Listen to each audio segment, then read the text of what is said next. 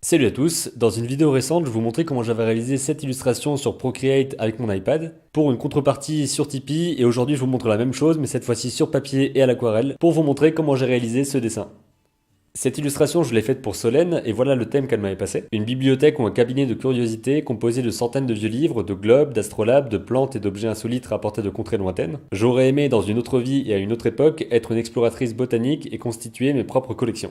L'idée de base est arrivée assez rapidement, je savais que je voulais faire une exploratrice dans un cabinet de curiosité ou plutôt dans son bureau d'exploratrice. J'avais fait quelques dessins pour imaginer à quoi elle ressemblerait, un peu dans le cliché de l'explorateur avec le chapeau et tout ça. Et puis j'avais laissé l'idée de côté, j'étais passé à autre chose et ça faisait quelques semaines, voire 2 mois, que j'avais pas du tout avancé là-dessus, donc je me suis dit aujourd'hui, parce que c'est vraiment aujourd'hui que je l'ai fait, qu'il fallait faire cette illustration et m'y mettre un peu plus, vraiment me concentrer dessus. J'ai repris mon carnet et j'ai commencé à imaginer un peu la mise en scène qu'il pourrait y avoir, c'est aussi là-dessus que j'ai bloqué, parce que même en faisant des miniatures, je trouvais pas un cadrage intéressant pour mon image.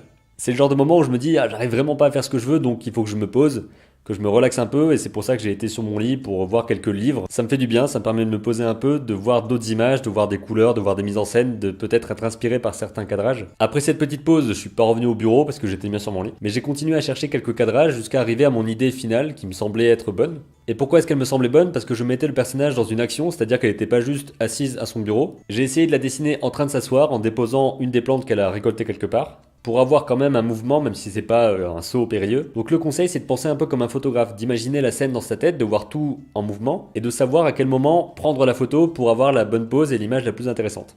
Mais après ça, nouveau coup de mou parce que je savais pas comment commencer, donc je me suis reposé avec un autre livre, qui était cette fois un livre sur l'art du studio Blue Sky, donc avec tous les concept art des différents films. À mon avis, c'est toujours une bonne idée d'avoir quelques livres près de soi, juste pour regarder plein d'images quand on a envie d'être un peu ailleurs. Mais bref, on retourne au bureau parce qu'à un moment donné, il faut bien bosser un peu. Première chose, le choix du papier, parce que ça fait longtemps que j'ai pas fait d'illustration sur papier, depuis le Inktober plus ou moins, si je me trompe pas. Donc j'ai été chercher quelques blocs de feuilles que j'avais encore jamais utilisés, donc j'ai dû les déballer un peu difficilement, et me rendre compte que c'était des feuilles qui sont un peu grises. Et je savais pas, moi je pensais que c'était des feuilles blanches. Mais c'est pas bien grave, hein, parce que je comptais